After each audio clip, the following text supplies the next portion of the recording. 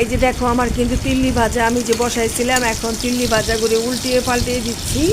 এক পিঠ হয়েছে, আরেক পিঠ উল্টিয়ে দিচ্ছি।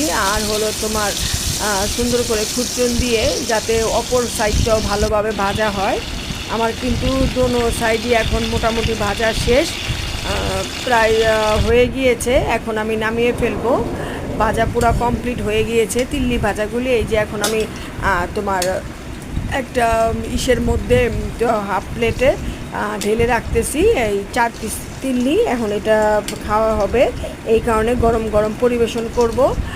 খাওয়ার জন্য অলরেডি বসে রয়েছে আমার মেয়ে, ভাত খাবে, তাই ওরও একটু গরম গরম ভেজে দিলাম তিল্লি ভাজা। তিল্লি ভাজাটা কিন্তু গরম গরম খেতেই ভালো লাগে, ঠান্ডা তিল্লি ভাজা খেতে কিন্তু মোটেও ভালো লাগে না। তাই খাওয়ার আগে আগে সুন্দর করে ভেজে নিলাম, আগেই সুন্দর মাখিয়ে রেখেছিলাম তিল্লি ভাজাটাকে। তো আজ এ পর্যন্তই, যদি ভালো লাগে তাহলে সাবস্ক্রাইব করে পাশে থাকবেন। খোদা হাফেজ।